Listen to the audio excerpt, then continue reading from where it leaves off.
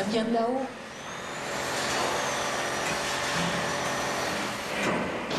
Je vais voir. Pardon. Bonjour. Bonjour. Ok, qu'est-ce qu'on fait? Laissez là, je m'en occupe.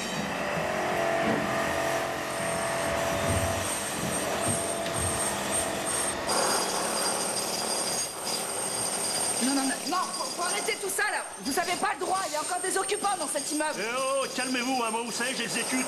Tenez, si vous avez un problème, vous voyez directement avec le propriétaire. C'est illégal, on est encore en procédure actualité. Le jugement n'a pas été rendu. Non, stop, arrêtez, je vous dis. Non, stop. Stop.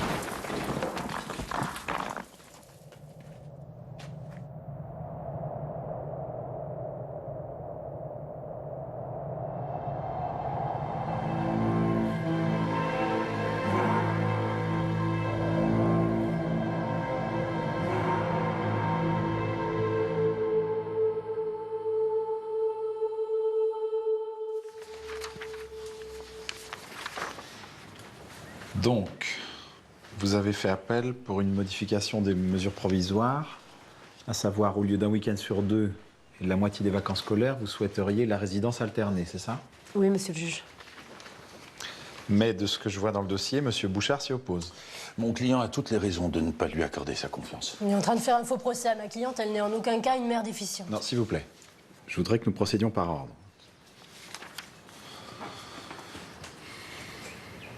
Donc, vous travaillez à la PJ. Quelle brigade? La crime.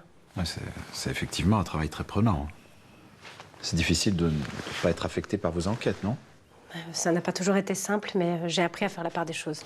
Abandonner son bébé aux urgences de l'hôpital, rater l'anniversaire de sa fille, laisser traîner son arme de service parce qu'on rentre fatigué de son travail, je n'appelle pas ça faire la part des choses. Non, je n'ai jamais laissé traîner mon arme. Il y a une chose que j'aimerais comprendre. Pourquoi, au moment de votre séparation, vous n'avez pas dès le départ établi une résidence alternée? Mon mari m'a obligée à partir. Et il m'a pas laissé le choix. Et à ce moment-là, je ne pouvais pas prendre mes enfants.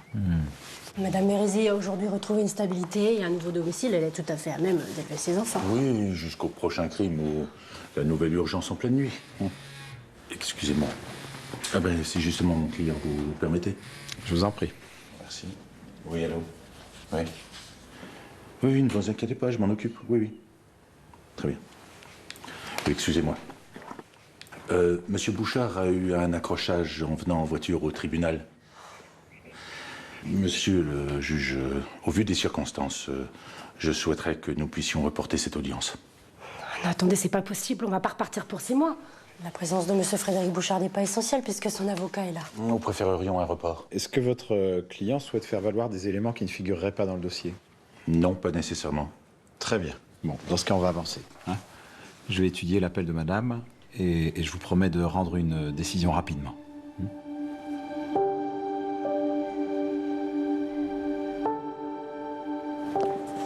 À force de dire que je suis incapable d'élever mes enfants, je vais vraiment finir par le croire. En plus, je suis sûre que c'est bidon son histoire d'accident. Ça fait des mois qu'il refuse de me voir ou de me parler. Ne vous laissez pas abattre, Clara. L'audience de conciliation, c'est toujours le moment le plus pénible. Mais j'en ai marre de tout ça. Je veux que ça s'arrête. Je veux vivre avec mes enfants. C'est horrible tout ça, j'en peux plus. Le juge n'a pas reporté l'audience, c'est très bon signe. Vous croyez? J'ai une urgence, je dois filer. Ayez confiance, Clara, ça s'est bien passé.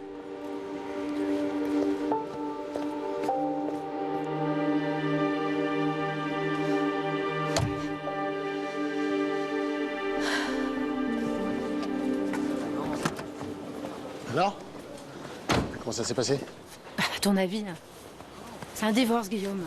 On n'ouvre pas le champagne et on sort pas les cotillons. Qu'est-ce que tu veux que je te dise? Fred refuse la garde alternée. Il fait passer pour une mauvaise mère. C'est horrible. Ne t'inquiète pas, ça va aller. Franchement, il n'y a aucune raison que le juge n'accepte pas ta demande. Puis t'es leur mère, ça compte. Bon, il est où ce cadavre? Là, au 3e. Bonjour. Bonjour. Avec sa flûtiste, Fred leur offre un foyer stable et rassurant. Il a toujours voulu me faire payer mon boulot de flic, de toute façon.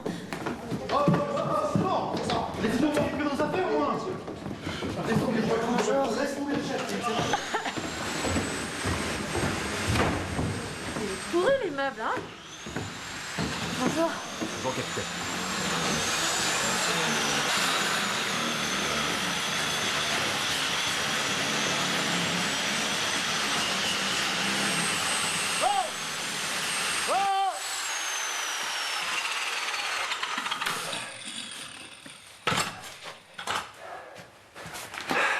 Salut Clara. Mais qu'est-ce que tu fais là? C'est moi qui l'ai prévenu. Étant donné l'état du corps, le substitut a demandé un expert. Du coup, j'ai pensé à François. Tu vas voir. Ouais.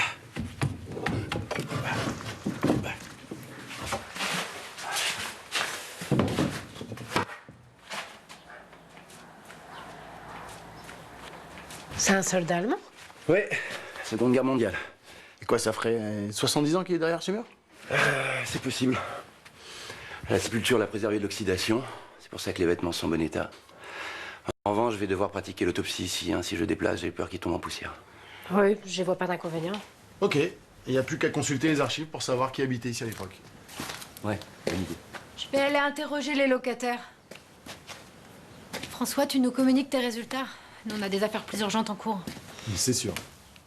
T'aurais dû m'en parler avant d'appeler François. Bah, se connaître vieux de 70 ans, c'est un boulot pour lui, ça, non? Et puis ça tombe bien. Pourquoi? Bah, t'es célibataire, il t'a toujours bien aimé, tu l'as toujours bien aimé. Non mais, franchement, Guillaume, je suis en plein divorce. Je m'appelle Viviane Fischer. Tenez, ça s'écrit SC. J'habite ici depuis toujours et j'ai pas l'intention de m'en aller. On est encore 3, on résiste. Vous savez depuis quand l'appartement du dernier étage est inoccupé? C'est à l'abandon depuis des années. Dites ça, vous ennuie pas, je continue de me préparer, je suis déjà en retard au boulot. Je vous en prie, pas de problème. Dans le 3e étage, ça fait un bout de temps que personne n'y a mis les pieds. L'immeuble est quasiment vide depuis plus de 2 ans. Tout le monde s'est fait virer. Il n'y a plus que moi, Madame Michler et Hamid qui continuons à vivre ici. Et on veut pas partir. On est en pleine procédure contre GET, le propriétaire. Et visiblement, ce matin, ça les a pas gênés pour lancer les travaux. Vous pensez qu'il est là depuis longtemps, le squelette? C'était qui le dernier locataire du 3e étage, vous vous souvenez? Oui, une vieille dame, un loyer de 48. Elle est morte il y a quelques années, ensuite ça n'a jamais été reloué. Vous auriez les coordonnées du propriétaire? C'est pas difficile à trouver. GET, c'est le plus gros groupe industriel d'Alsace. BTP, imagerie médicale, fibre optique. Notre petit comité de locataires en face, c'est vraiment le pot de terre contre le pot de fer. Bah, je vais vous laisser. Si j'ai d'autres questions, je vous contacterai. Vous savez où me trouver. Merci. Au revoir. Au revoir. Clara, faut que je repasse à mon bureau, là, il manque du matériel. D'accord. Je suis content de te revoir. Ça fait quoi? Ça fait 1 an? Bah, j'ai pas tous les jours un squelette sur les bras. Je t'ai appelé plein de fois, t'as jamais répondu. Je suis désolée, j'ai vraiment été débordée. Tu m'as manqué. S'il te plaît.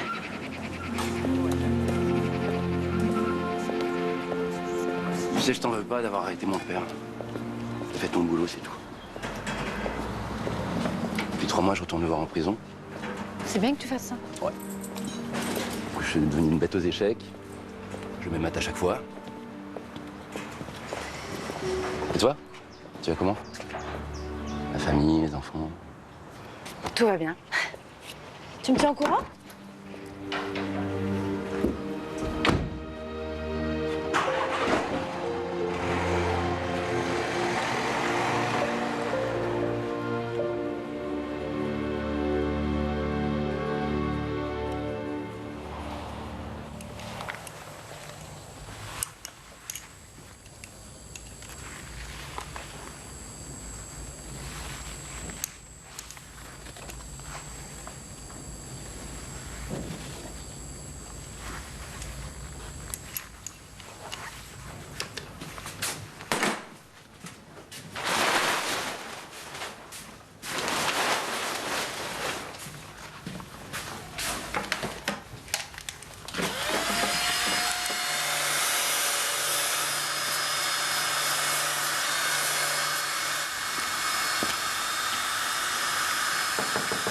Bonjour.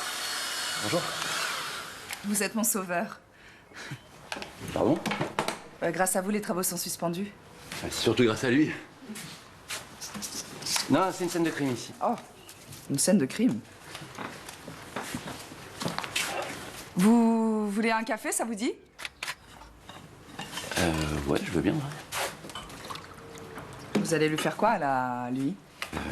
Une autopsie, l'étudier, essayer de comprendre comment il est mort et pourquoi, savoir qui il était. Quoi. Vous êtes légiste? J'ai pas mis de sucre. Non, je suis anthropologue judiciaire et historien. Waouh. Moi, c'est juste Viviane. Et vous? François.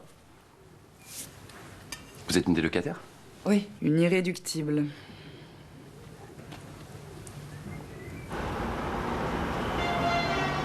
Pourquoi vous avez quitté la gendarmerie? Vous étiez pas bien là-bas? L'uniforme. À la PJ, on n'est pas obligé de le porter. Seulement le brassard et encore.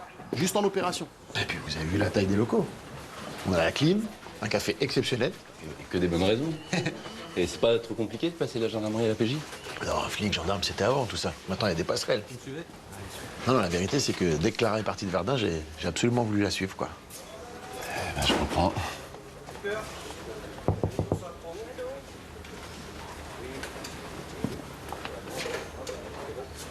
Bon, bah, c'est bien un homicide. Hein. D'après la dentition et l'ossature, la victime était un jeune homme entre 20 et 30 ans. Il a trouvé une blessure au niveau des côtes. Il a été poignardé en plein cœur et il est mort sur le coup. Et emmuré ensuite pour faire disparaître le corps. Ouais, et très rapidement après le décès. C'est pour ça que le corps et les vêtements sont aussi bien conservés. C'est un homicide qui daterait de la Seconde Guerre mondiale? Absolument. T'as trouvé son matricule militaire? Non, sa plaque a dû être arrachée. On a clairement cherché à le faire disparaître. C'était un SS? Oui, et même un SS Totenkopf, littéralement tête de mort. Une unité particulièrement cruelle au sein des troupes d'élite de l'armée nazie. Les Totenkopf étaient en charge de la garde des camps de concentration. Mais comment un gardien de camp a pu être poignardé et emmuré dans un immeuble à Colmar? Le Struthof, à 60 km d'ici. Le camp de concentration installé par les nazis dans les Vosges. Ils peuvent venir de là. Aujourd'hui, c'est devenu un lieu de mémoire et un centre de recherche. Et je connais quelqu'un qui bosse là-bas. Bah, très bien, allons-y. Allez.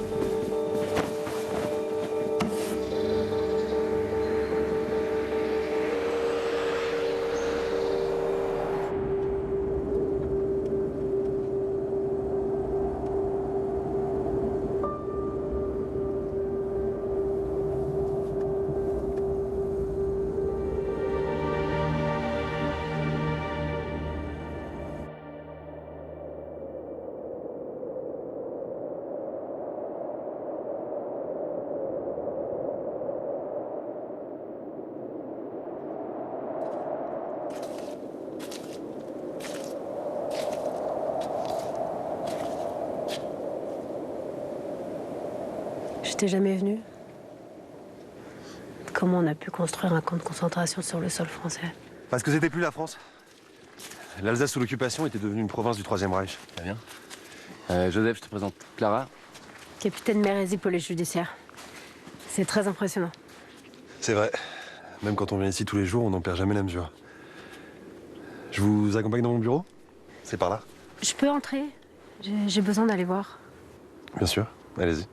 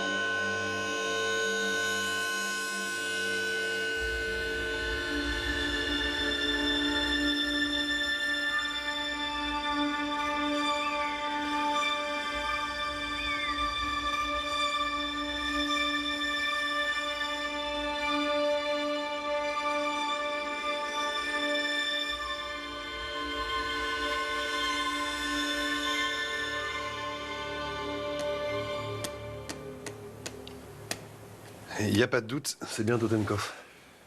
Seulement, j'ai vérifié dans les effectifs du camp, aucune trace d'un soldat disparu ou manquant. Mais tu sais, les Totenkopf, il n'y en avait pas qu'ici. C'est-à-dire? Tiens, le Struthof est un réseau de 70 camps, situés des deux côtés du Rhin. Quand les nazis arrêtaient des résistants, ils ne les exécutaient jamais sur place pour éviter qu'ils ne deviennent des martyrs. Il préférait les faire disparaître en les envoyant dans des camps. Nacht und Nebel, comme il disait. Dans la nuit, le brouillard. C'est cette catégorie de déportés, les NN, les opposants politiques au régime qui étaient détenus au Schtroumpf.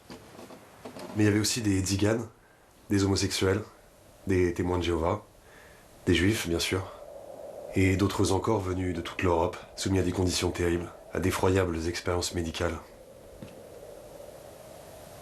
Les déportés étaient là pour travailler et mourir.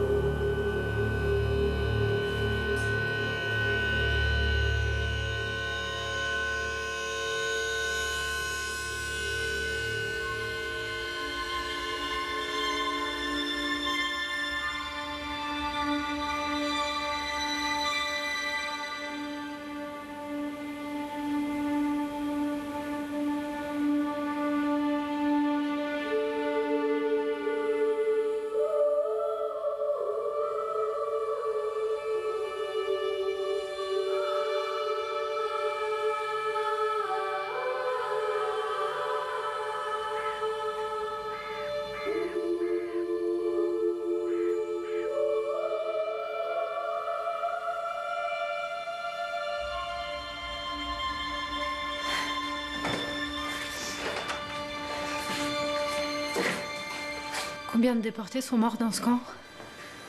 22 000, dans tout le réseau du Schtroumpf. Plus de 10 000 rien qu'ici.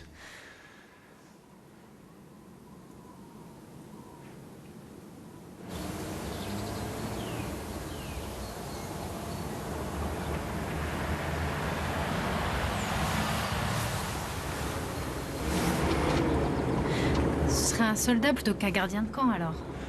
Pour en être sûr, faudrait pouvoir l'identifier ou au moins préciser la date de sa mort. Après 42, même les SS Totenkopf étaient envoyés sur le front de l'Est. Donc il aurait pu se retrouver à Colmar au moment de partir ou de revenir du front? Probable, ouais. C'est possible que l'immeuble ait abrité un bordel pendant la guerre? Non, non, on a vérifié. Toutes les maisons closes étaient répertoriées officiellement et il n'y a rien à cette adresse. Et les actes de propriété, ça dit quoi? Mais c'était une seule entité d'habitation. C'était pas divisé en appartements comme aujourd'hui. Et en plus, ça a changé 3 fois de propriétaire entre 40 et 44. C'est pas facile de s'y retrouver. Tant que la rue de la République était devenue la Adolf Hitler Strasse. Ah ouais, mais l'histoire de ton immeuble, c'est l'histoire de l'Alsace toute entière, là, hyper chaotique.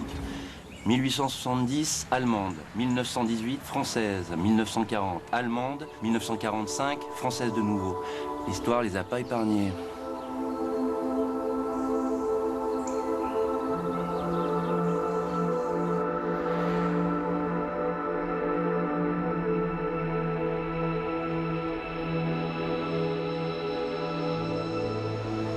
Tiens, tu peux me déposer juste là. Ah, c'est bon? Ouais, super. Merci. Je t'en prie. Clara? Bon, je vais faire des prélèvements pour essayer d'affiner la date du décès, mais c'est pas garanti. Ouais, bah tu me dis quand t'as du nouveau.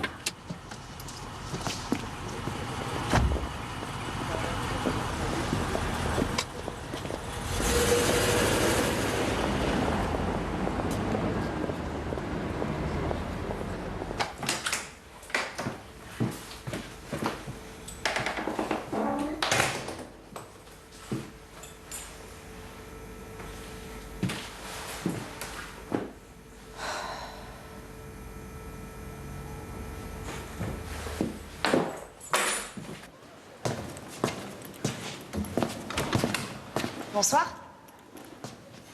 Bonsoir. Vous travaillez encore? Il est tard. Ah ouais. Bonne soirée. Vous voulez pas prendre un verre? Venez. Chez moi, c'est pas une scène de crime. D'accord.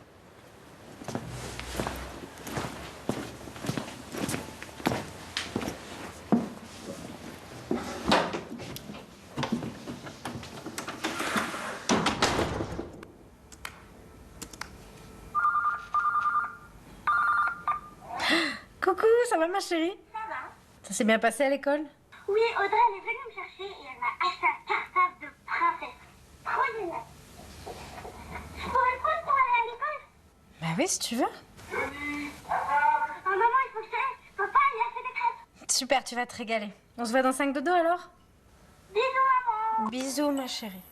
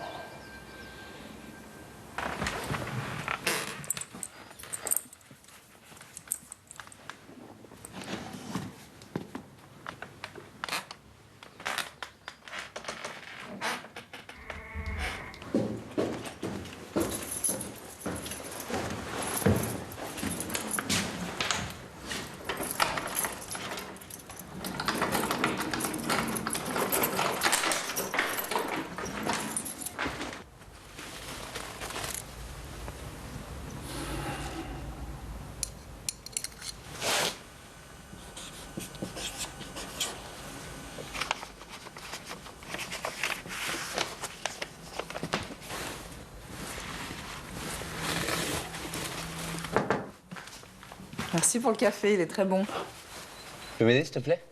Ah bon? T'es sûr? Maintenant, je peux polluer ta scène de crime? Passe-moi le scalpel, s'il te plaît. Ça? Ouais. Merci.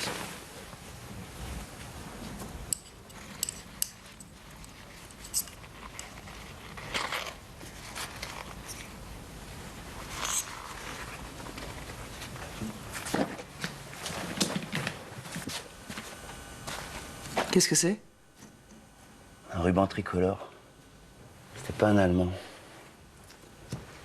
C'était un Alsacien.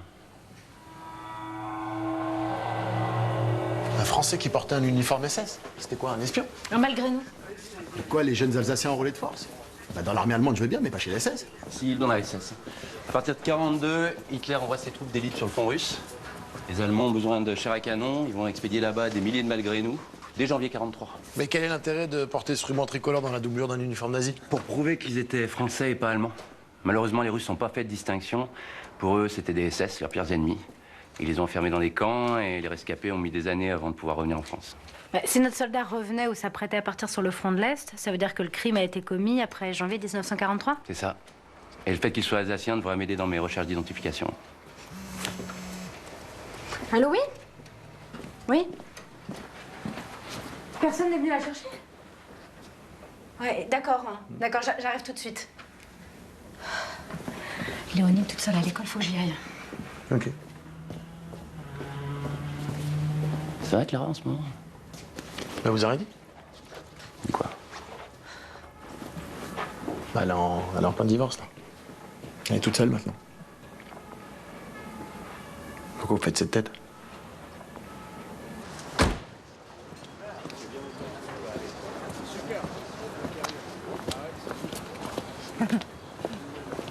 Salut. Ça va? Tu viens travailler? Ouais. On se voit après? Je vais pas pouvoir continuer. C'est devenu compliqué, là. Comment ça? Je suis pas libre. T'es pas libre. T'as quelqu'un? Je croyais qu'il y avait un vrai truc entre nous. Écoute, c'est quelqu'un que j'ai rencontré avant toi, Viviane. Mais tu rigoles ou quoi? Tu vas me larguer là sur un bout de trottoir? Mais non, non, c'est pathétique, non. C'est nul, j'ai pas envie que ça s'arrête comme ça. On monte chez moi, on boit un dernier verre. C'est pas une bonne idée. Et juste un verre et après on verra. S'il te plaît. J'ai pas envie que tu me laisses seule ce soir. Ok.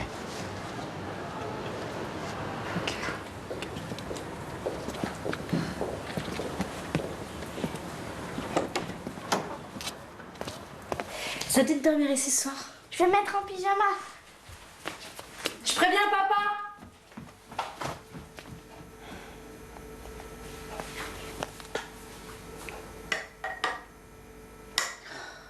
Fred Bouchard, c'est à vous après le bip.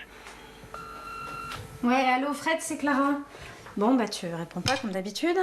Léonie est à la maison, t'as oublié d'aller la chercher. Elle avait pas étude ce soir.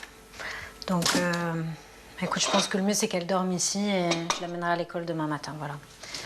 C'était juste pour te prévenir, pour pas que tu t'inquiètes. Ciao.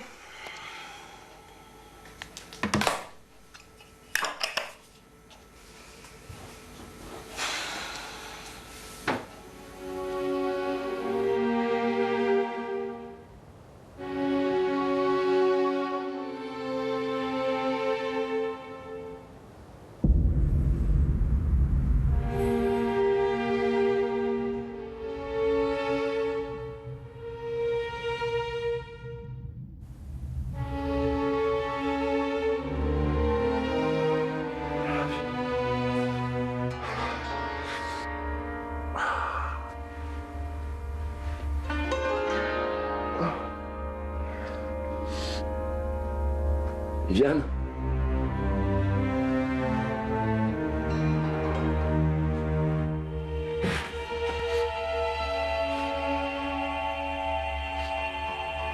Viviane?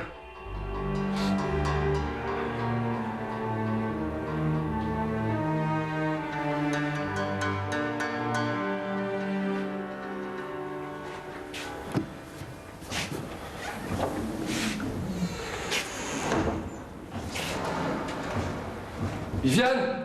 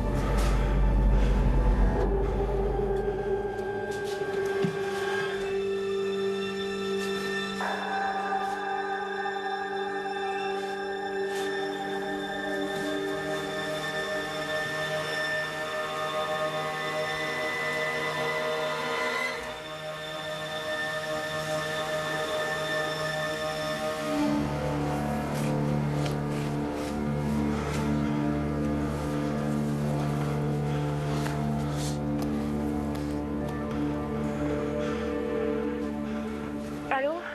Clara, j'ai besoin de toi. Il est clair qu'elle est morte étranglée. C'est arrivé dans la nuit, tu crois? Ouais, je dirais, il y a une bonne dizaine d'heures. Mais bon, je pourrais être plus précise après l'autopsie. Possible, ça. Non, pas quand même. Va faire un tour dans le quartier et dans l'immeuble et vois ce que tu trouves. Ok. Évidemment, c'est une jeune fille.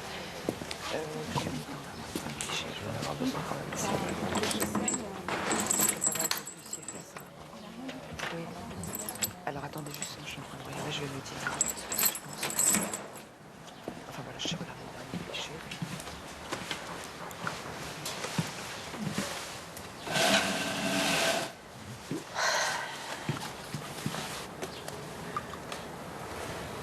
Comment elle a pu entrer? T'avais pas fermé le labo? Je me souviens de rien. Tu m'as appelé à 7h ce matin. Pourquoi t'es venu travailler si tôt?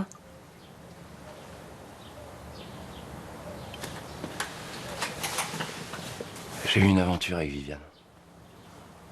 On a rompu hier soir. Elle était mal, je ne pouvais pas la laisser comme ça. Je suis venu boire un dernier verre chez elle. T'as eu une relation avec Viviane Fischer? Enfin, tu la connaissais à peine. Clara, je me souviens de rien. J'ai juste eu un mal de crâne terrible au réveil, c'est tout. Yasmina, tu lui fais des prélèvements sur les ongles, les mains, prise de sang, la totale. Et Clara, qu'est-ce que tu me fais? Après les prélèvements, tu rentres chez toi et tu bouges plus, on va te convoquer. T'es notre principal suspect.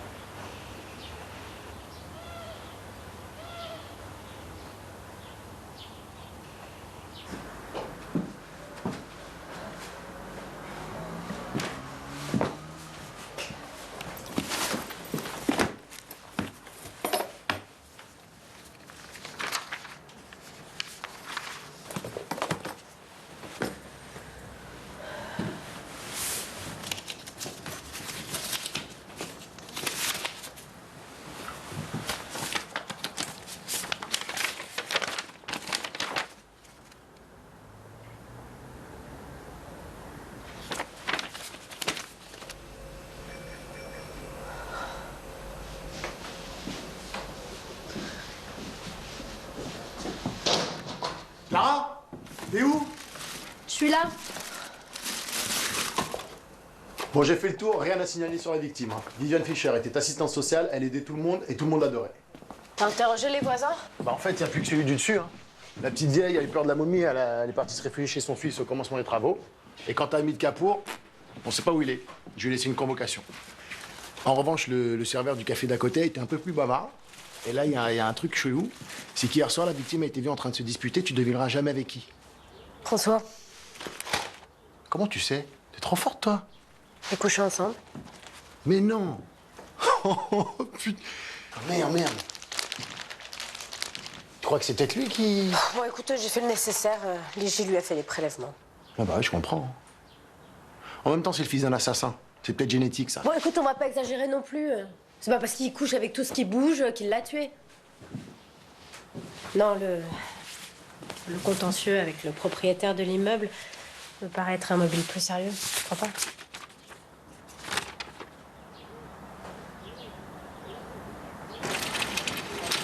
On est vraiment obligé de faire la tête, c'est oublié à l'école. Enfin, je peux pas stigmatiser Fred non plus.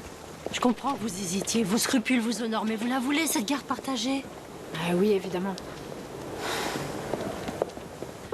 Votre ex-mari vient de déposer une nouvelle requête. Lui ne vous fait aucun cadeau. Et même si le juge est bienveillant, il peut toujours estimer qu'il est dans son droit. Il a oublié d'aller chercher Léonie à l'école, il faut s'en servir. J'aime pas ça. S'il vous plaît, monsieur, un café. Un café aussi? Oui. Bon, bah, 2 cafés.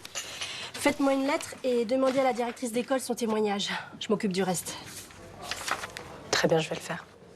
Ah oui, j'aurai aussi besoin de témoignages en votre faveur, comme quoi vous êtes stable et totalement apte à prendre soin de vos enfants. Ouais, on en est vraiment arrivé là? C'est la guerre, Clara. Il nous faut des munitions.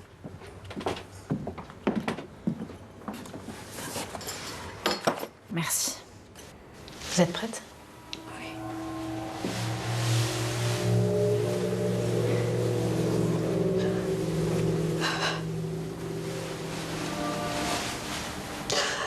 Est-ce que vous reconnaissez votre fille?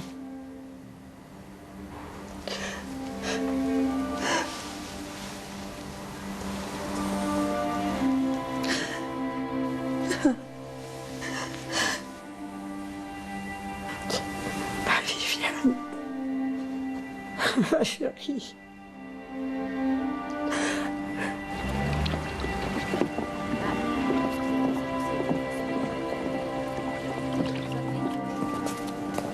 On a rendez-vous avec Monsieur Legrand du service contentieux. Oui.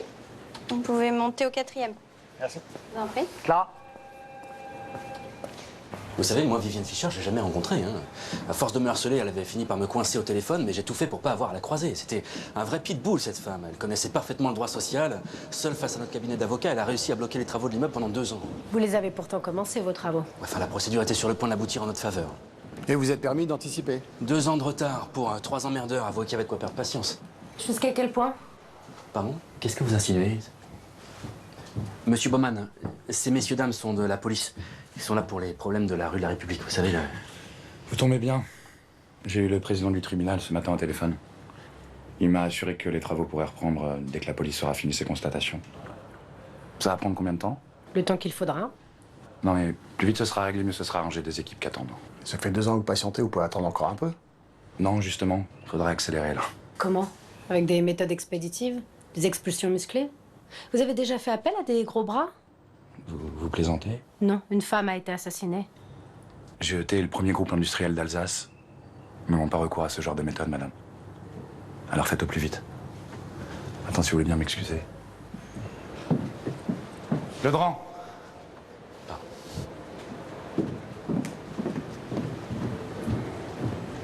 À mon avis, on va recevoir un appel du parquet vite fait. Vois quand même côté GET s'il y a eu des plaintes ou des mains courantes. Ok. Guillaume, j'ai besoin que tu me rendes un service. Ça m'embête de te demander ça, mais... Vas-y. Selon mon avocat, pour mon divorce, j'ai besoin de lettres pour dire que je suis quelqu'un de bien, que je suis une bonne mère, voilà. D'accord. Pas de souci, mais du coup, je dis quoi? Que tu finis tous les jours à 17h? Tu fais jamais de filature de nuit, ni de perquisition à l'aube? Je veux bien, mais t'es flic. Ils savent très bien quel boulot tu fais. Bah oui, mais je sais pas. Ou je peux dire que tu travailles aux cartes grises. Non, mais en fait, je sais pas ce qu'ils attendent de moi. Clara, t'es une super maman qui se met en cadre pour ses enfants et qui les aime surtout. Donc je vais te l'écrire, ce courrier. Et tu vas les avoir, tes gosses. Allô, Yasmina?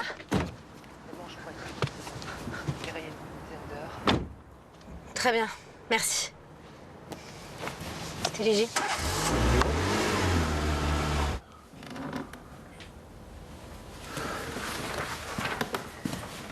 On a reçu le rapport de l'IJ. Viviane Fischer s'est débattue avant de mourir.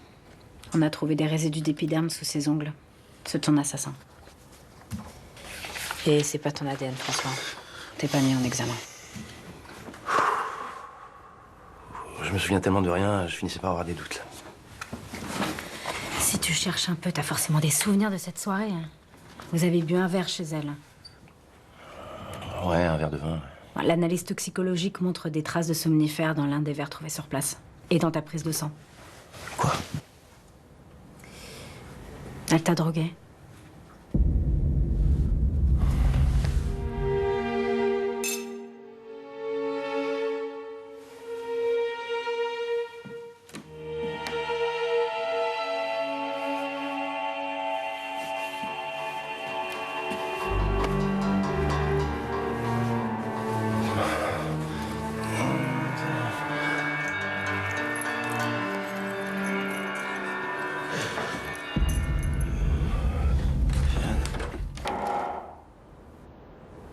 Mes clés? Elle m'a volé les clés. Les clés du labo? Elle m'a drogué pour accéder au 3e. Qu'est-ce qu'elle voulait? Je sais pas, y a rien là-haut. Il y a le squelette, mon matériel. Non, il y a forcément quelque chose, on a dû passer à côté. Faut que j'y retourne. Je viens avec toi. Non, François. Tu dois plus t'en mêler.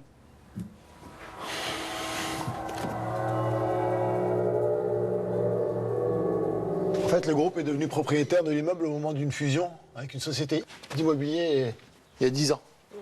Et avant? Avant, je peux même pas citer le nom d'un propriétaire. Ce n'est que SCI, société étrangère, enfin, un vrai dédale de vente et de revente. Et j'ai aussi cherché du côté de GET, comme tu me l'as demandé. Bah, pas de problème, hein. Ils sont clean, pas d'antécédents, aucune plainte, aucune violence connue. Allô? Oh, qu'est-ce qu'on cherche là? Y a rien ici, hein. Clara? Clara?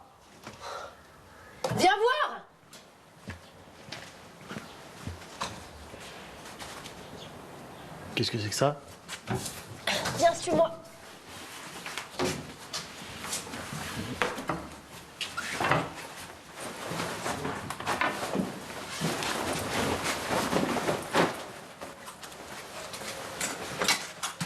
Viens!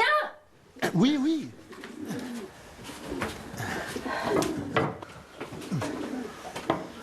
Il y a quelqu'un qui était ici. Quelqu'un de blessé, regarde. C'est pour ça que Viviane a besoin des clés. C'est une femme qui était cachée ici. Ah, peut-être qu'elle a été témoin du meurtre. Ou bien c'est elle l'assassin. Regarde, une Albanaise. Viviane Fischer était assistante sociale, elle aidait tout le monde. Elle a très bien pu cacher ici quelqu'un qui avait besoin d'aide. Quoi, genre une clandestine? Et prostituée. Dans tous les cas, je peux pas croire que les occupants de l'immeuble étaient pas au courant. Faut absolument qu'on mette la main sur ce voisin du dessous, là. Hamid Kapoor. Je m'en occupe. Hamid Kapoor? Qu'est-ce que vous voulez? On a fait le tour de Colmar pour vous trouver. Pourquoi vous répondez pas aux convocations? Désolé, j'ai beaucoup de travail. Vous étiez au courant de la fille cachée au dernier étage? Je vois pas de quoi vous parlez. Arrêtez de nous prendre pour des cons, d'accord?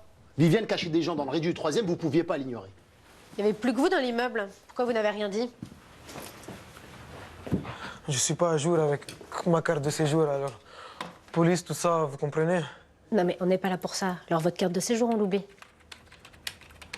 J'avais dit à Viviane d'arrêter. Que ça allait mal finir. Arrêtez quoi?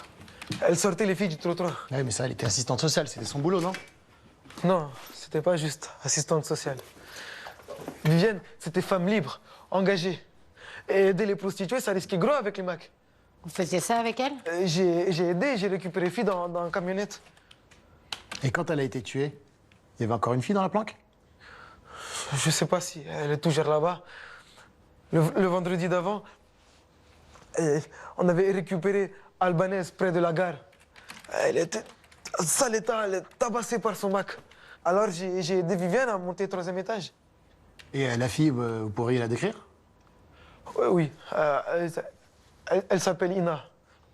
Montre-lui le classeur, voir s'il reconnaît quelqu'un. Ok. Désolé. J'aurais dû venir vous voir. Pour Viviane. Je devais bien ça. Bon, Monsieur Kapoor, je vais vous montrer un classeur avec des photos. Mais c'est tous les dossiers en cours de Viviane Fischer? Oui. D'accord. Merci, Youssou. Rien.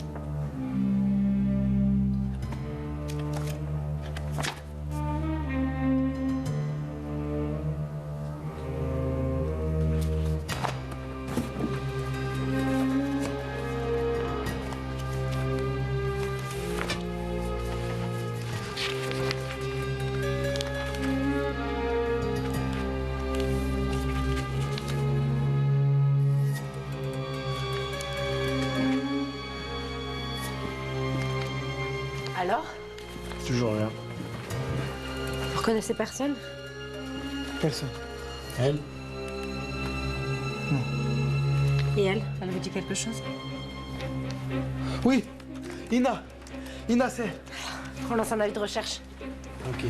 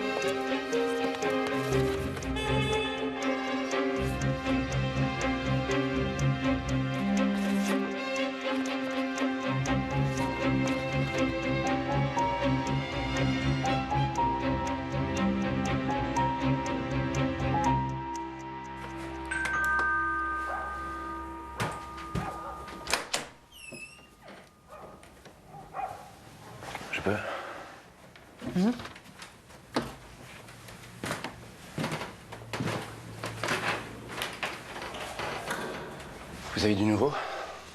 Qu'est-ce que tu veux, François? J'arrête pas de la revoir par terre, là, inanimée. Je suis en boucle. Pourquoi elle m'a rien dit? Pourquoi elle a pris mes clés? Elle cherchait quoi?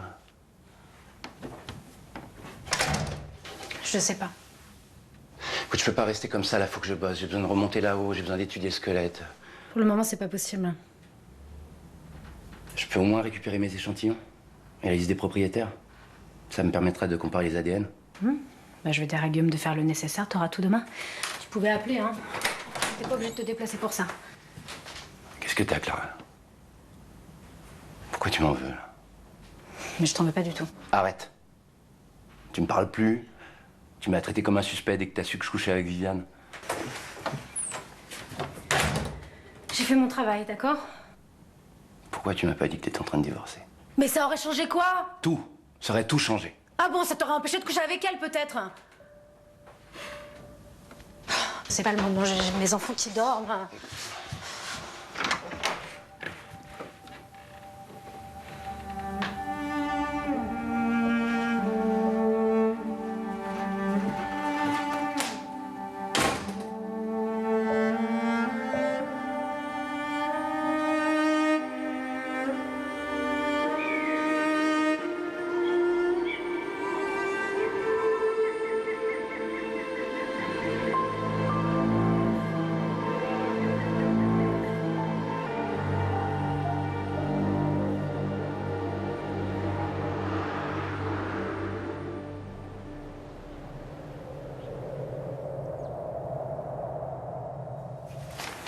C'est la liste des personnes ayant vécu rue de la République de 39 à 45. Tu peux me faire un recoupement avec les effectifs des Tetenkov? Oui, j'ai un accès direct aux archives de l'armée allemande. T'es pas venu avec ta charmante capitaine? Non. T'es plus amoureux? Et de laisse à maçon. Ah, d'accord. Elle est plus amoureuse. Si tu la vois plus, tu crois que je peux l'appeler? Écoute, c'est assez compliqué comme ça, s'il te plaît. Et voilà, on a un gagnant. Lothaire Bopp. Et tu peux m'en dire plus sur lui? Alors, il a été envoyé au front de l'Est en juin 1943, mais il n'a pas répondu à l'appel, accusé de désertion. Donc ça peut être lui mon squelette. Je vais demander une copie de son livret militaire et je te ferai suivre les détails. Super. Je vais essayer de retrouver des membres de sa famille pour comparer l'ADN. Merci Joseph.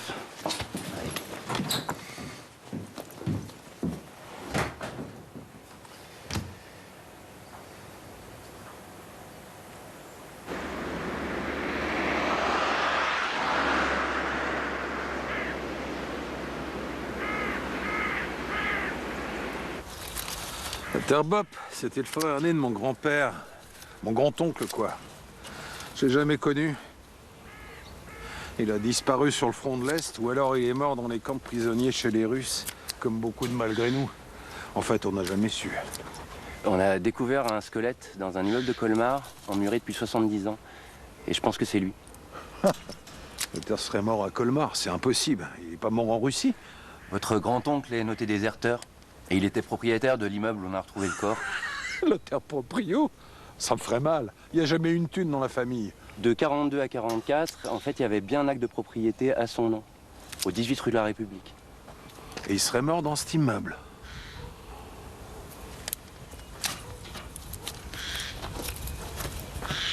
Mon grand-père parlait beaucoup de son frère aîné. Ils étaient très proches, tous les deux. Ça lui avait mis un coup sur la tête, sa disparition. C'était malgré nous de la famille. Et est-ce qu'on sait comment il est mort? Il a été assassiné. Lothaire assassiné?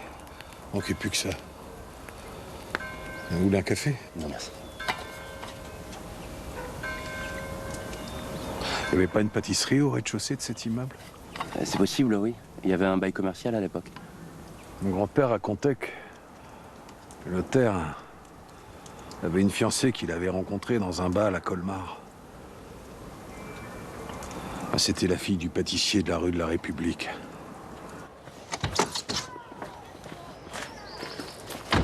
Viens, c'est par là.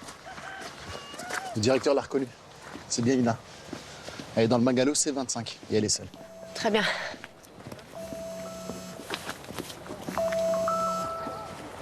Tu réponds pas? Non, il attendra. C25, c'est là. Attends, je crois qu'elle arrive en face.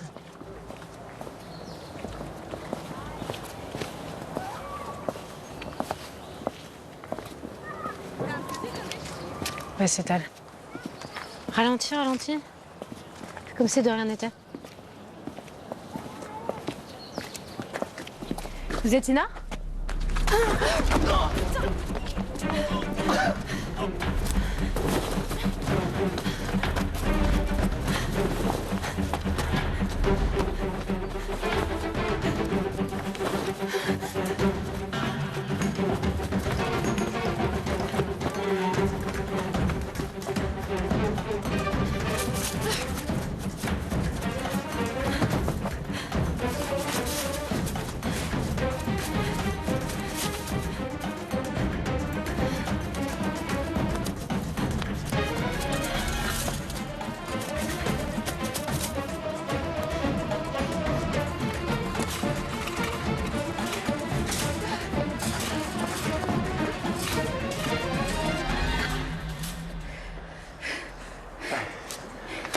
Police.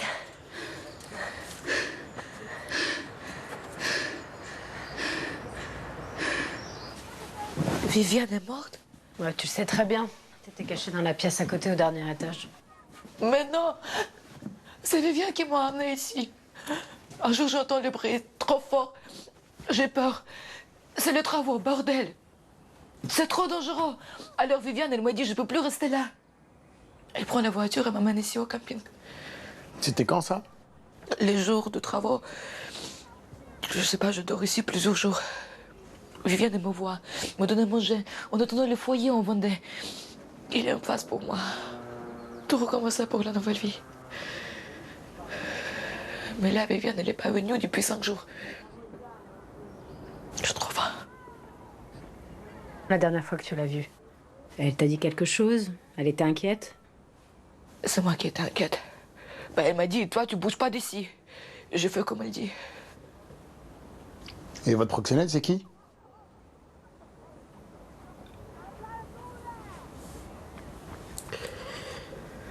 Pradim Kalmendi. Il a pu s'en prendre à elle? Pradim? Non. Si lui savoir, on sera morts tout de suite. Toutes les deux. Mais en fait, attention avec Viviane. Toujours toute seule quand on se voit. Pradim, il ne connaît pas Viviane, même moi. S'il m'a retrouvé, monsieur. Viviane n'est plus là. Qu'est-ce que je vais devenir? Merci beaucoup. Je viens d'avoir les mœurs. Le proxénète d'Ina a quitté la France 3 jours avant la mort de Viviane Fischer. Il a emmené ses prostituées au Pays de Galles pour la finale de foot. Écoute, ils sont tous les deux hors de cause. Ina est bien arrivée au camping le jour de la découverte du squelette, je viens d'avoir le directeur. Si c'est pas pour cette histoire de prostitution, pourquoi Viviane Fischer avait besoin de monter au 3e étage? Pourquoi elle a piqué les clés? Tu décroches jamais ton téléphone? J'ai pas eu le temps. Salut. Bon, bah justement, j'ai le... J'ai du nouveau. Je t'écoute. J'ai réussi à identifier le squelette. Il s'agit d'un dénommé Lothaire Bopp. Il était propriétaire de l'immeuble, ça veut dire qu'il a été assassiné chez lui. Et le plus intéressant, il était fiancé. Tu sais avec qui? La grand-mère de Viviane. Alors, Viviane Fischer et le squelette seraient de la même famille? Il n'y a qu'une seule personne qui peut nous aider. Sa mère, Lucie Fischer. Voilà. Lothaire Bopp. C'est mon père. Et pourquoi vous ne portez pas le nom de Bopp? Mes parents n'ont pas été mariés. Mon père a disparu avant ma naissance. Vous savez, c'était la guerre. Mes grands-parents ont été obligés de partir. Mon grand-père n'aimait pas les Allemands. Il ne supportait pas les croix gammées dans la rue. Il faisait exprès de planter des jardinières bleu, blanc, rouge au balcon. Quand ils ont été obligés de germaniser leur nom, de maçons en Mauer et qu'ils ont refusé, les nazis les ont chassés. Et c'était quand, ça? C'était en fin 1942. C'était l'hiver. Toute la famille est restée bloquée pendant 10 jours dans un train par un froid glacial.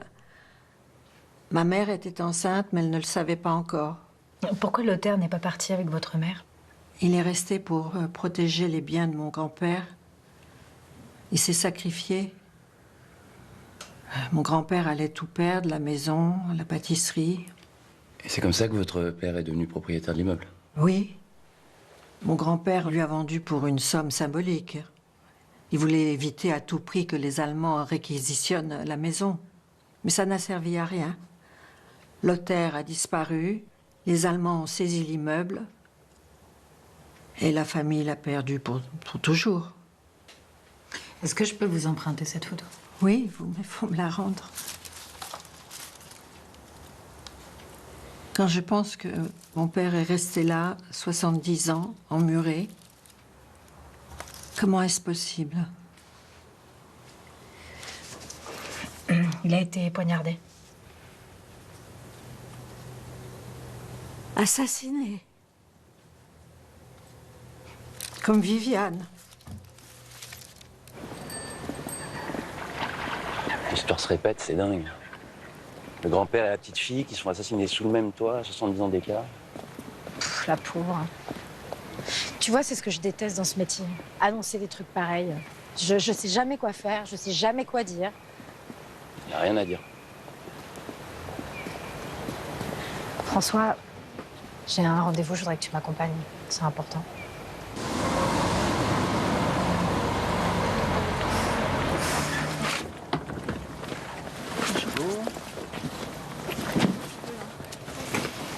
Le directeur t'attendra à l'arrivée à La Rochelle et il t'emmènera directement au foyer. Merci. Merci beaucoup. Ouais, c'est Viviane qu'il faut remercier. Hein. C'est elle qui a tout organisé. Mais tu sais que Viviane fait ça tout pour sa grand-mère. Bah, pour survivre après la guerre, et Lucie, elle n'avait pas le choix. Mais comment ça? Elle a été obligée de coucher avec un homme. C'est pour ça que Viviane se battait, pour aider toutes les femmes à être libres. Bonne chance, Ina. Je te remercie. Prends soin de toi.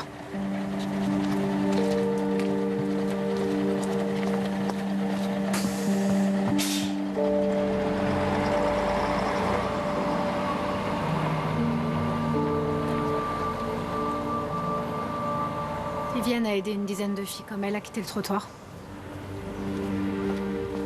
Merci, Clara. C'était quelqu'un de bien. Je sais. Mais j'étais pas amoureux d'elle.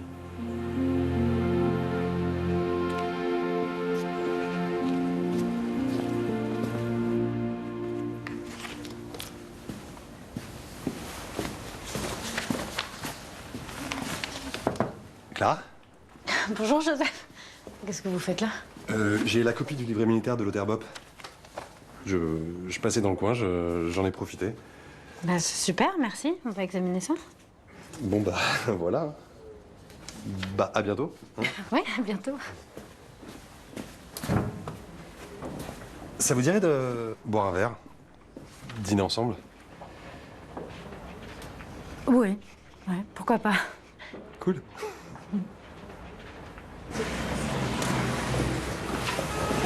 Joseph? Qu'est-ce que tu fais là? Je viens de déposer le livret militaire de Lothaire Bopp et je file, hein.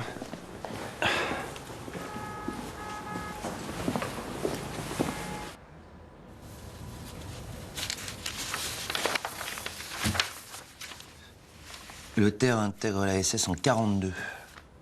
Après le service obligatoire, il est directement versé dans un régiment qui part pour le front de l'Est. Il a jamais été gardien de camp, alors? Non. Et là, qu'est-ce qu'il y a écrit en 43? Le 3 juin, il est noté déserteur. Et juste avant, il est en permission le 18 et 19 mai 43. C'est là qu'il a été tué. Il a jamais rejoint son régiment. Mais qui l'a tué et pourquoi?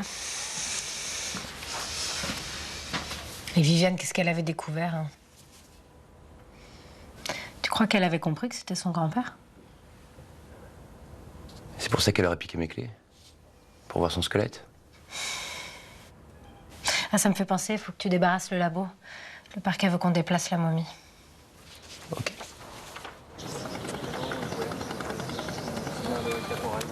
Votre famille avait perdu l'immeuble après avoir été expulsée d'Alsace. Alors, comment ça se fait que Viviane y vivait toujours? C'est un ami de ma mère qui avait racheté la maison. Il avait divisé un appartement et il nous a relogés dans celui du premier. Gratuitement? Ah oui, ma mère n'avait pas d'argent du tout.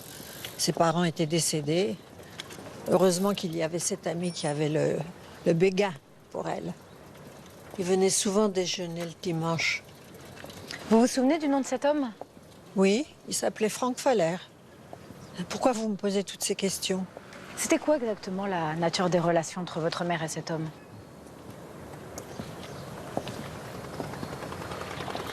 Maman ne m'avait pas tout dit. Elle mentait pour me protéger. Mais à Viviane, elle se confiait sans détour. Elles étaient très complices toutes les deux.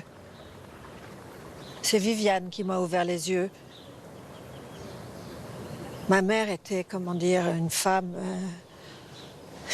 entretenue. Elle a accepté d'être la maîtresse de Faller en échange de l'appartement. Il lui fallait un toit pour m'élever. Elle n'avait pas le choix.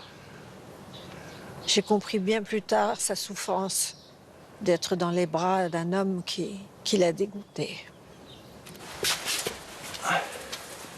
C'est bon? Ouais.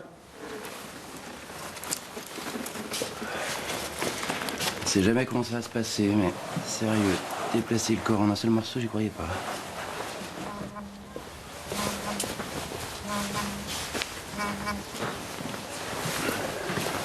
Allô? Allô, c'est Clara. Vous avez terminé? Non, on n'a pas encore fini là. Non, on attend juste les bleus pour nous aider à descendre le corps. Vous avez essayé de m'appeler? Ah oui, c'était juste pour savoir si tu avais récupéré la lettre. Oui, merci beaucoup. C'est bon? Oui, super. Bah, je t'en prie, tu rigoles. Carrément.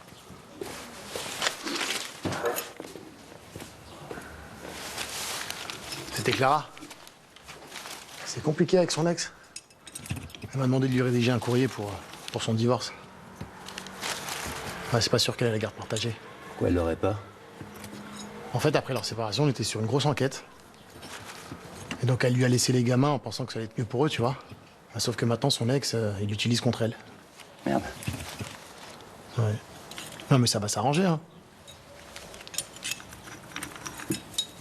François? C'est juste qu'il faut lui laisser un peu de temps, c'est tout. Je t'ai rien dit, hein. D'accord.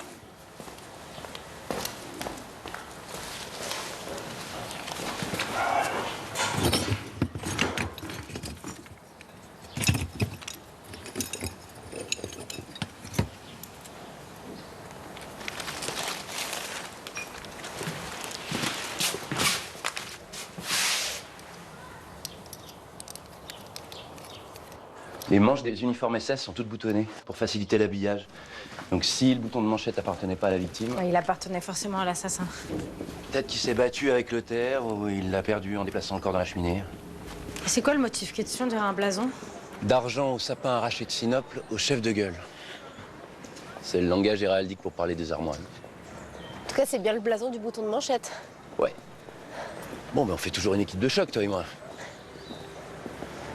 J'aimerais bien qu'on dîne ensemble. On dit quoi? Je sais pas. Laisse-moi un peu de temps. C'est bien vos armoiries, Madame le maire? Oui, ce sont bien les armoiries de la commune. Vous savez qui pouvait les porter en bouton de manchette? Ça? C'était sûrement Antoine Rocher. Avec ses scieries, il faisait vivre toute la vallée. Il a été maire de la commune des années 20 jusqu'en 1940. Il adorait jouer au seigneur local. Il aimait arborer ses armoiries. Asseyez-vous, je vous en prie. Vous l'avez trouvé où, ce bouton de manchette? Sur une scène de crime. Antoine Rocher, il a encore de la famille? Non. Non, il a disparu fin 42. Il s'est enfui avec sa femme et ses 2 fils pour la France intérieure afin d'éviter à ses enfants d'être incorporés dans l'armée allemande. Et il n'a jamais réapparu. Il n'a jamais rejoint la zone libre non plus. Donc ça peut pas être lui qui a tué Lothar Bopp. Il a disparu un an plus tôt. Quelqu'un aurait pu récupérer ces boutons de manchette. Vu les circonstances de sa disparition, c'est probable, oui. C'est-à-dire? Vous savez, il y a eu énormément de familles déplacées dans la région et elles faisaient toujours appel au même passeur, un type atroce. Il a commencé sa carrière en rachetant aux nazis les biens des juifs chassés de Colmar en 40. Et il se faisait toujours payer en cash ou en bijoux. Et puis il liquidait ses clients, ou il les livrait à la Gestapo. Vous connaissez le nom de ce passeur?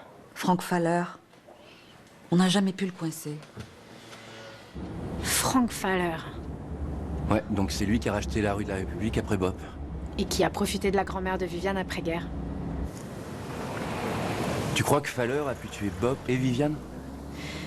S'il est encore vivant, faut absolument qu'on le retrouve.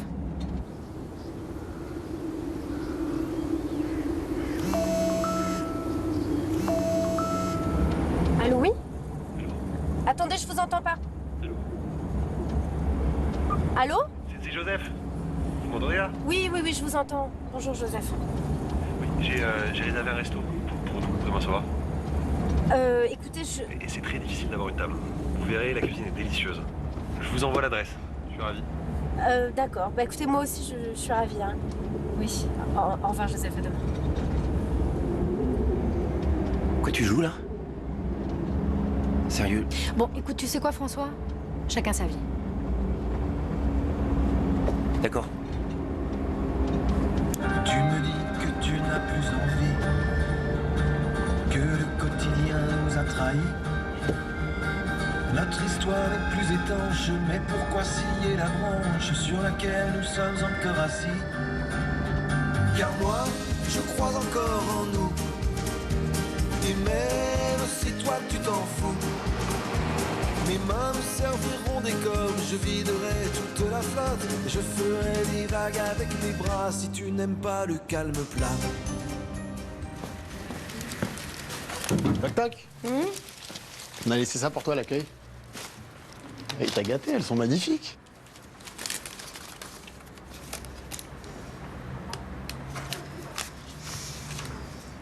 Bon, t'es pas juste venu m'apporter des fleurs? Non, non. J'ai retrouvé la trace de Frank Faller. Il habite la maison de retraite de Stolzgrim.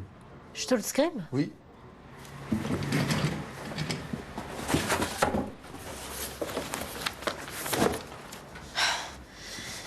Viviane Fischer aussi avait retrouvé la trace de Faller. J'y vais tout de suite.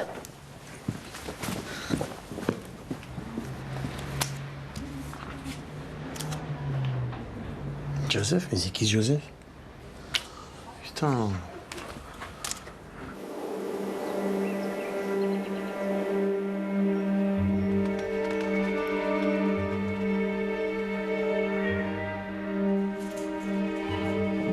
Essayez de pas rester trop longtemps, il a besoin de calme.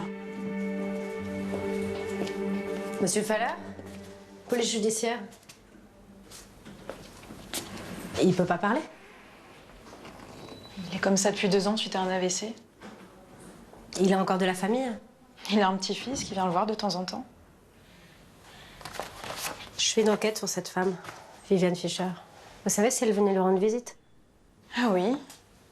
Elle venait souvent le voir avant son accident, mais depuis son AVC, on l'a plus revue. Elle s'appelle Viviane. Il l'appelait toujours Marie. Vous êtes sûre? Ouais, Marie. Il était toujours très agité quand il la voyait. Il me disait que c'était le grand amour de sa vie. Il avait déjà plus toute sa tête. Marie, c'était la grand-mère de cette jeune femme. Discutez de quoi ensemble? Vous vous en souvenez? Ah, ça, je sais pas. Pendant les visites, je préfère toujours m'éclipser. Excusez-moi, une urgence. Je vous laisse fermer la porte en sortant? Oui, bien sûr.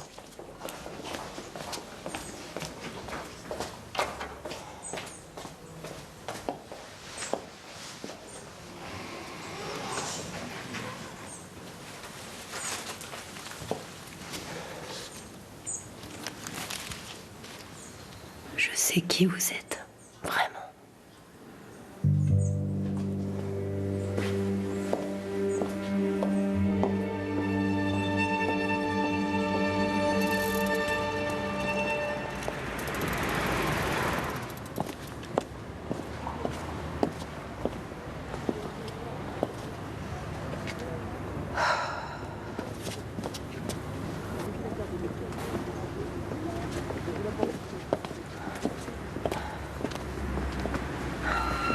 Bonjour, François Gilbert. Laissez-moi un message.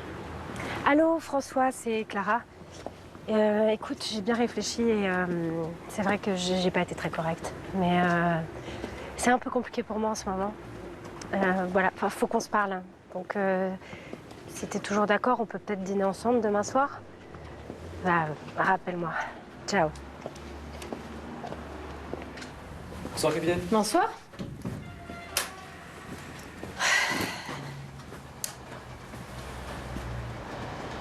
Mais qu'est-ce que tu fais là? T'avais pas un dîner? Annulé. Tant mieux. Je le sentais pas, moi, Joseph. Tu l'as jamais croisé? Non, mais juste les fleurs, là, c'était pas... Ça donnait quoi, Faller? Il est pas en état d'avoir tué Vivienne Fischer. En revanche, j'ai eu confirmation qu'elle venait lui rendre visite très régulièrement.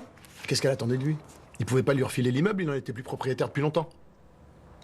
Elle avait peut-être compris que Faller avait tué son grand-père. Bah comment ça? Tout le monde était persuadé que Bob avait disparu sur le front de l'Est. Il nous manque quelque chose. Faller a un petit-fils qui vient le voir souvent. Ce serait bien qu'on l'entende. Ouais. Mais je peux vérifier sur l'état civil, ça? Ouais.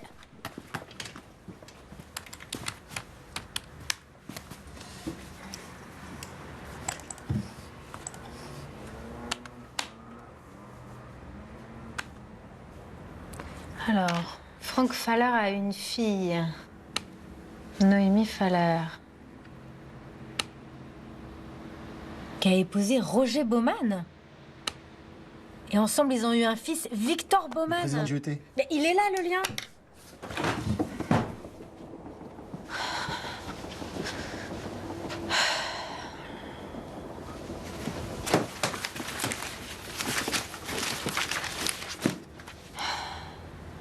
Depuis 1943, l'immeuble n'a jamais changé de main.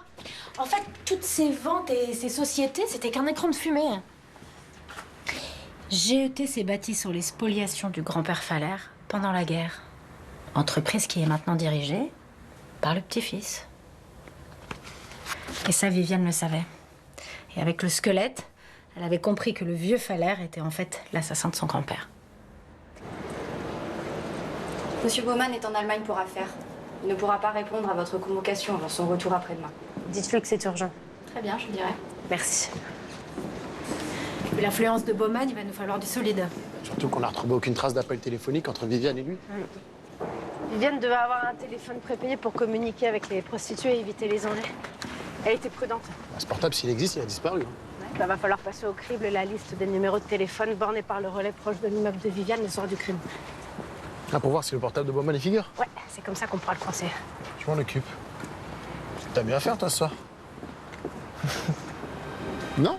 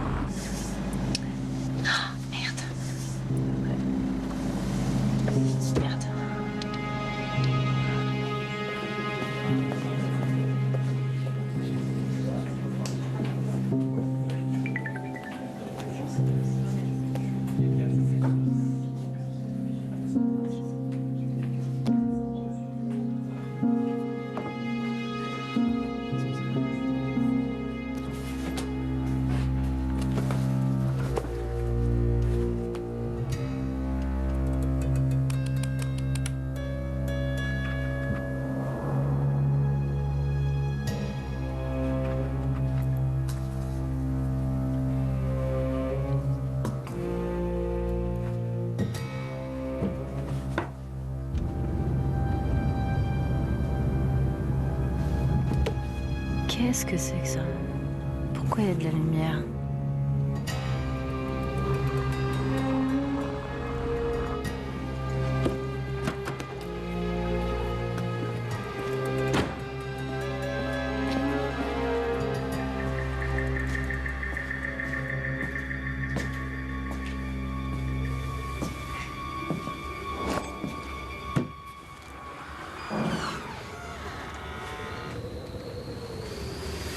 Qui est là?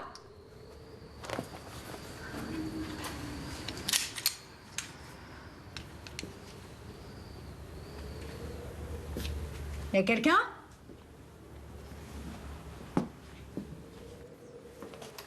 Encore un peu de champagne, monsieur. Non, merci.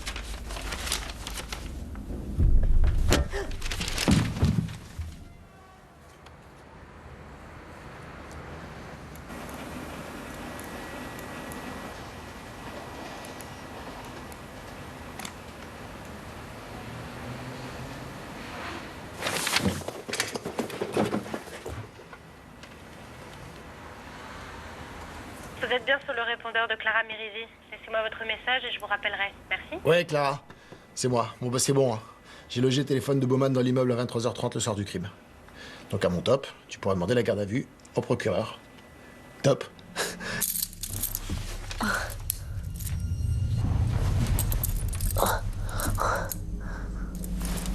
Bouge pas. Bouge pas, je te dis! C'est ça que vous cherchiez? C'est pour ça que vous êtes revenu? Viviane vous faisait chanter avec cette lettre. C'est pour ça que vous l'avez éliminée. Ouais. Tu vas suivre le même chemin qu'elle.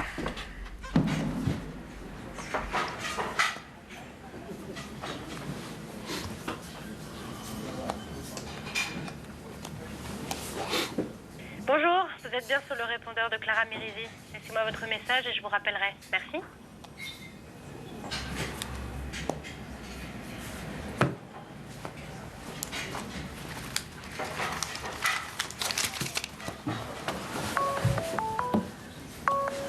Ouais. Oui, François. Clara est avec toi, tu peux me la passer, s'il te plaît? Bah non, elle est pas là. Elle m'a laissé un texto il y a 3/4 d'heure pour me dire qu'elle arrivait, mais je crois qu'elle m'a posé un lapin. Non, c'est pas normal, ça. J'ai essayé de l'appeler, elle m'a pas répondu non plus. Elle décroche tout le temps, d'habitude. Tu quittes pas, je vais vérifier. D'accord. Tu peux me faire un appel radio pour Clara, s'il te plaît? Oui, bien sûr. Quelle voiture? EQ 511 XX. C'est ça. Poste de commandement pour Hirondelle 2. Prenez note.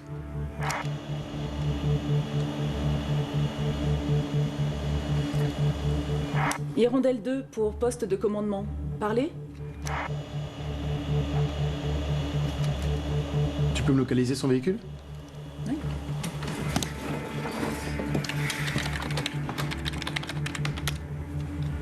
« 18 rue de la République. » Ouais, François. La voiture de Clara est garée devant chez Viviane Fischer. Je comprends pas, je vais aller voir sur place. Je suis à côté, j'y vais tout de suite.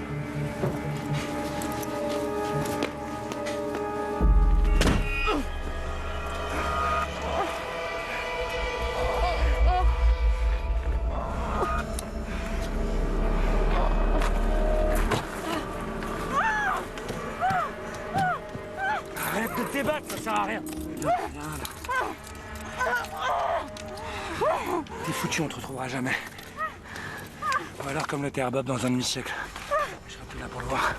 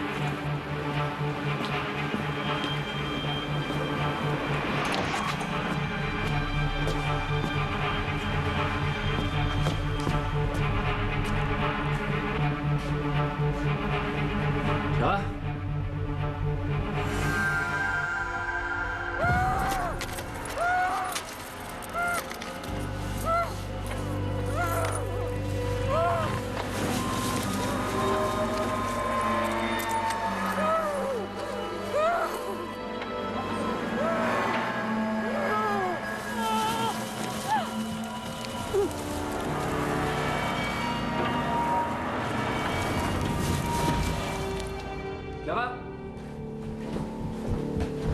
Clara?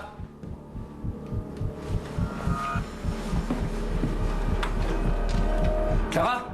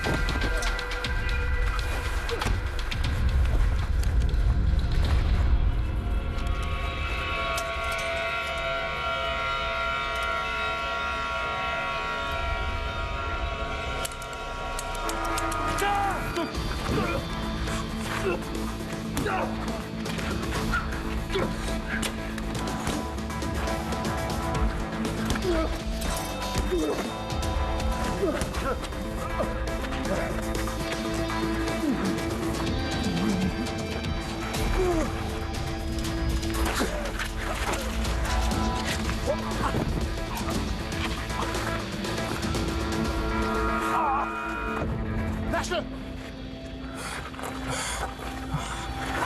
Lève-toi! Lève-toi!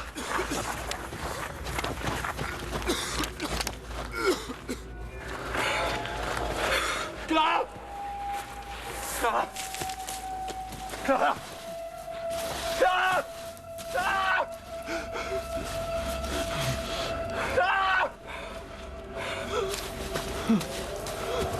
Clara!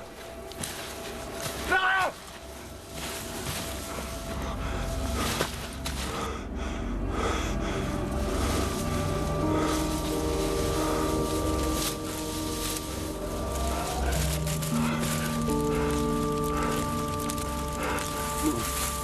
Non. Clara. Non. Clara. Clara. Oh. Non.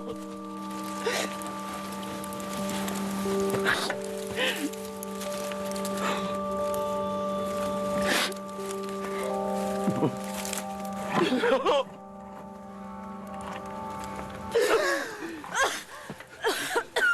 Ça va.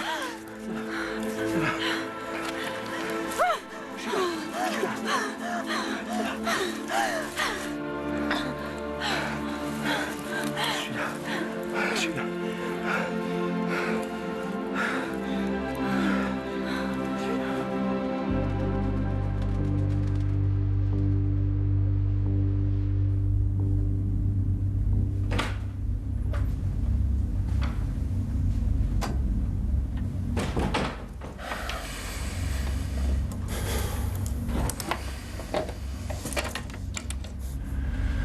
La première fois que j'ai rencontré Viviane Fischer, c'était à l'hôpital, après l'AVC de mon grand-père. Elle prétendait qu'elle était en possession d'une lettre qui prouvait que mon grand-père avait assassiné Lothar Bopp. Mon grand-père était un homme très vulnérable au soir de sa vie. Et elle en avait profité pour lui soutirer cette lettre. Mais moi, elle ne m'impressionnait pas. Jusqu'à ce fameux soir où elle vous a appelé pour vous dire que le squelette trouvé dans l'immeuble était celui de son grand-père. Oui. Elle m'a dit qu'elle avait l'intention de le prouver par des tests ADN. Révéler la vraie nature de GET, détruire notre réputation, je sais pas, enfin, elle était complètement exaltée. Donc je me suis inquiété et puis j'ai décidé de la rejoindre, quoi, pour essayer de lui parler. Vous comptiez lui rendre son immeuble? Non mais, même si je lui avais rendu, ça aurait rien changé. Elle voulait aller jusqu'au bout, elle aurait ruiné GET. C'était pas possible de négocier avec elle, d'accord? Alors vous l'avez étranglée? Non, mais ça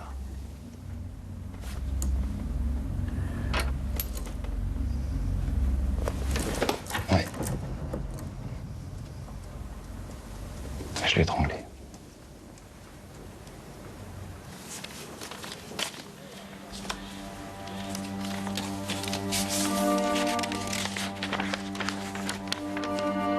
Ma très chère Marie, je suis l'homme le plus heureux du monde. Savoir que tu portes notre enfant me remplit de joie et me donne du courage. Ma Marie, je ne tiens plus ici. J'ai décidé de partir te rejoindre. Je ne peux me résoudre à porter plus longtemps cet uniforme SS qui va me conduire jusqu'à la mort sur le front russe, sous des couleurs que je déteste. Je n'ai qu'une envie, rattraper le temps perdu et voir naître cet enfant que j'aime déjà. Ne t'inquiète pas, ma chérie, j'ai tout organisé. Ton ami Franck Faller va m'aider à passer de l'autre côté. J'ai rendez-vous avec lui ce soir, dans la maison de tes parents, et nous partirons la nuit tombée rejoindre la frontière. Je lui confie cette lettre. Mais au cas où ma désertion tournerait mal, je veux que tu saches que toi et notre enfant, je vous ai chéris jusqu'à ma mort. Ton adoré Lothaire.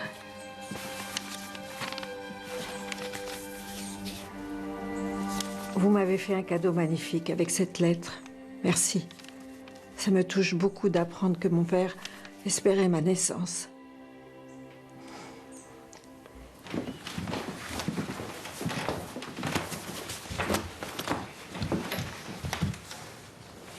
Mon ex-mari ne va pas venir? Non. Il faut croire que M. Bouchard a beaucoup de mal à honorer ses rendez-vous. Je constate que vous, par contre, malgré un emploi du temps surchargé, vous êtes toujours présente.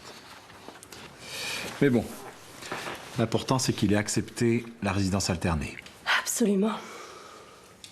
Après l'oubli de votre fille à la sortie de l'école, il ne pouvait pas vraiment faire autrement. Bref, son avocat m'a apporté hier les papiers signés et il m'a signifié que M. Bouchard ne souhaitait pas assister à l'audience. Donc, vous aurez les semaines paires et la garde de vos enfants démarrera lundi prochain. Ça vous convient? Oui. Ça va, madame? Oui. J'ai tellement attendu mes enfants. Je comprends. Ben, il me manque plus que votre signature pour que je puisse prononcer le divorce. Si vous voulez bien parapher chaque page de la convention et signer à la fin.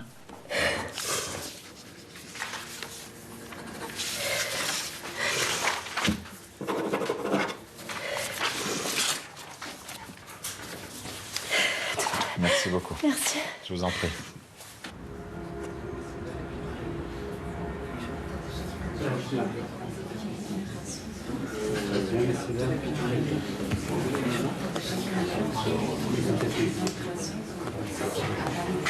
Bonjour, vous êtes bien sur le répondeur de Clara Mirizi. Laissez-moi votre message et je vous rappellerai. Merci.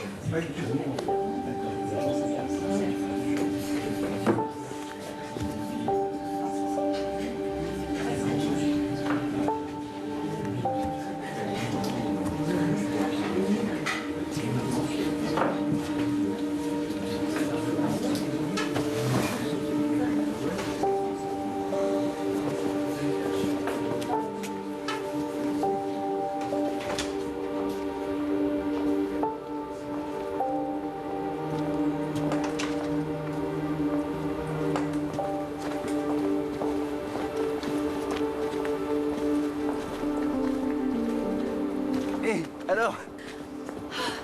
Excuse-moi, je suis en retard. J'avais plus de batterie. C'est pas grave. On y va? Tu sais quoi? J'ai même pas faim.